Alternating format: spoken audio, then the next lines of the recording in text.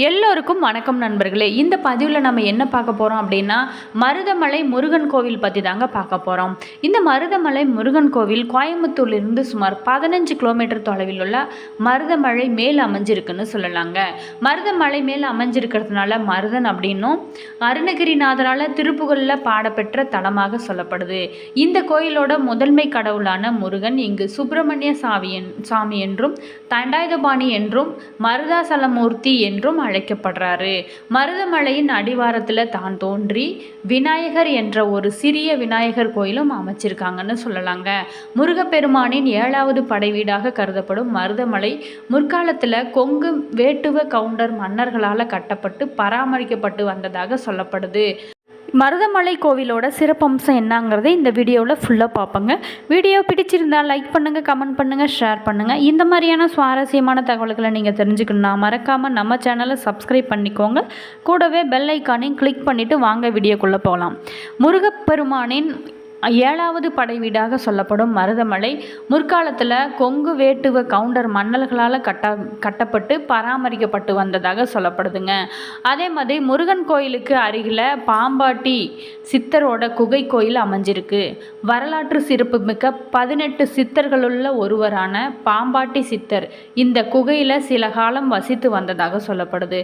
பல மூலிகைகளோட பயனும் மருத்துவ குணங்களை பற்றிய அவரது குறிப்புகள் மிகவும் சிறப்பானதாக சொல்லப்படுது. மருதமலை முருகன் கோவில் கிபி 9ஆம் நூற்றாண்டில் கட்டப்பட்டது.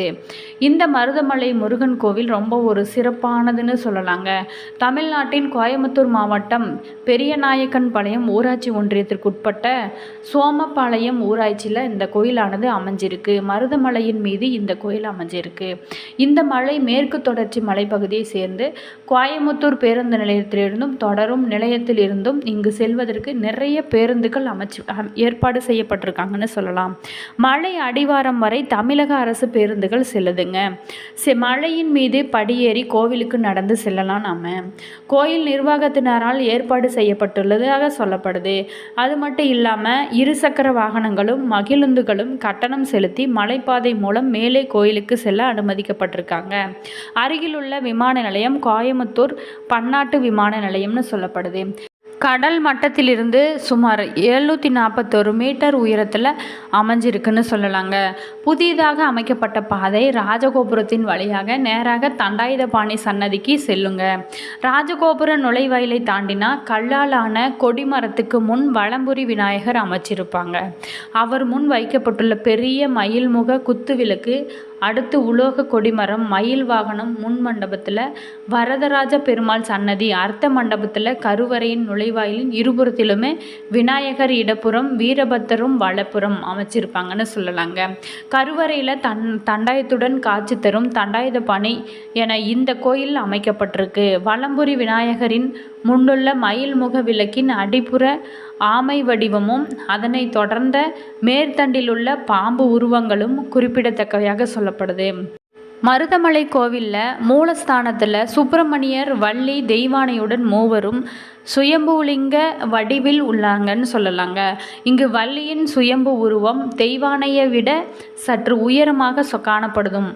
ஆதி மூலஸ்தான கருவறை விமானமும் முன்புறம் தைப்பூச கல்யாண உற்சவ மண்டபமும் புதிதாக கட்டப்பட்டிருக்காங்க. இந்த கோயிலோட தெற்கு மூலையில் பாம்பாட்டி சித்தர் குகைகளுக்கு செல்லும் படிக்கட்டுக்குள் கீழிறங்குகின்றன. இக்குகை கோயில் சிறு குடையவரை அமைப்பில் அமைஞ்சிருக்கும். உட்புறத்தில் ஒரு பாறை பாம்பு வடிவில் அமைஞ்சிருக்கும். பாம்பாட்டி சித்தருக்கு முருகன் பாம்பு வடிவில் காட்சியளிப்பார் என்பது மரபு வரலாறாக சொல்லப்படுது. பாம்பாட்டி சித்தர் சன்னதி முன்புறமுள்ள தியான மண்டபத்தில் இங்கு வருகை தருவங்க அமர்ந்து அமைதியாக நம்ம தியானம் செய்து வழிபட்டு வரலாம். அது மட்டும் இல்லாமல் தண்டாயுதபாணி கோயில் தல விருட்சகம் இந்த கோயிலுக்கு முன்னால் அமைஞ்சிருக்காங்க. இந்த கோயிலுக்கு இறங்கி வரும் பாதையில் சப்த கன்னியருக்கு ஒரு சிறு சன்னதி அமைச்சிருக்காங்கன்னு சொல்லலாங்க.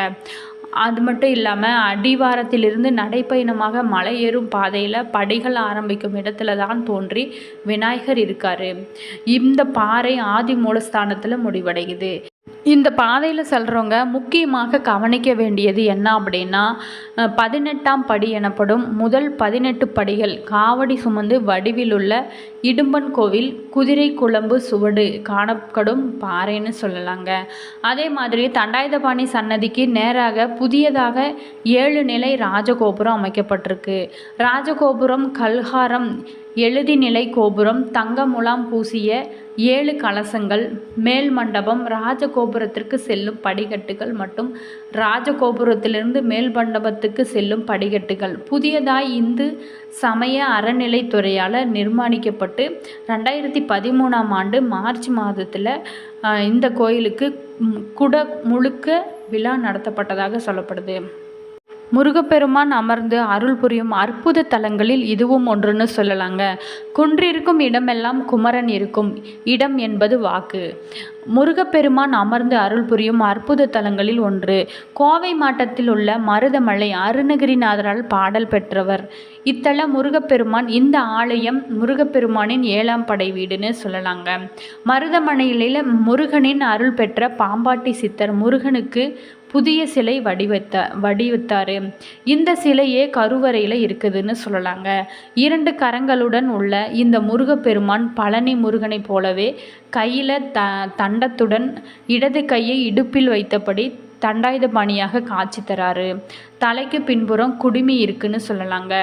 காலில் தண்டை அணிந்திருக்காரு. தினமுமே ராஜ அலங்காரம் விபூதி காப்பு சந்தன காப்பு என 3 வித அலங்காரங்களுடன் காட்சி அளிப்பார்.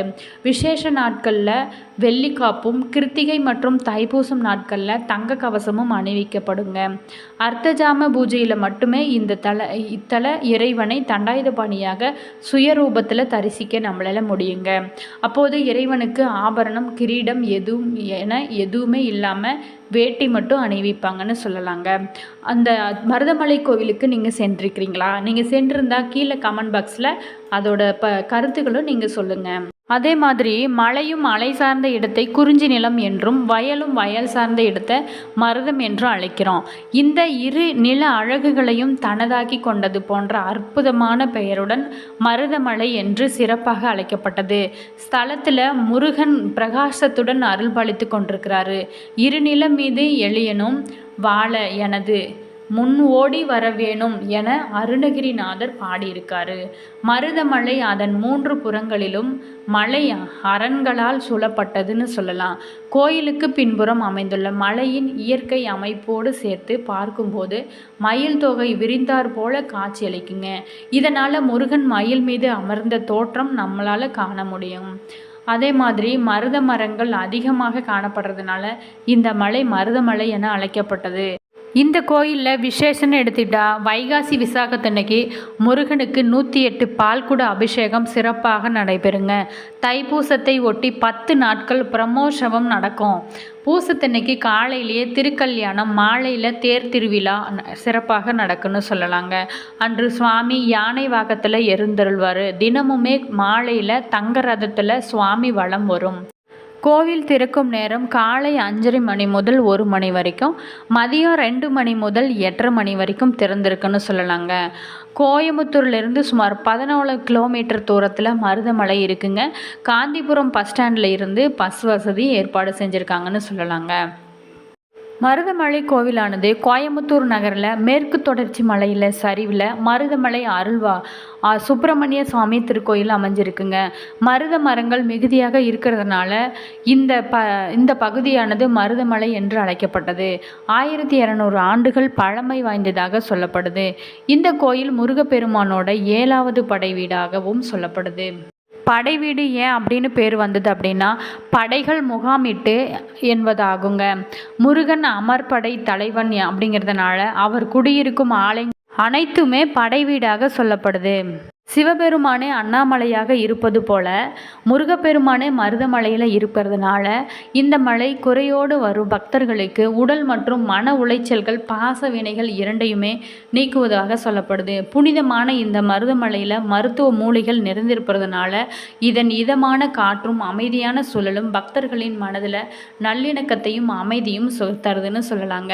சித்தராலும் முனிவர்களாலும் இந்த மலையை நாடி வந்து தவம் புரிந்தோடு தெய்வீக அருமருந்தான காயகல்பம் தேடி இங்கு வந்தாங்க.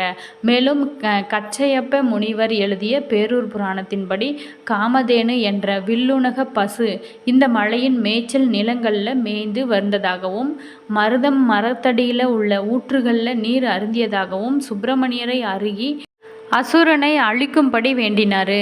தேவரை காக்கும் பொருட்டு முருகப்பெருமானோ சுயம்புவாக தோன்றினார் என்பது ஐதீகமாக சொல்லப்படுதுன்னு சொல்லலாங்க.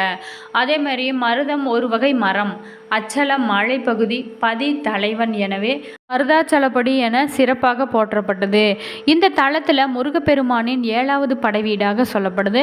இந்த தலத்து ஆதி மூலவரும் வள்ளி தெய்வானையும் சுயம்பு மூர்த்தியாக அருள் பாலிப்பார்.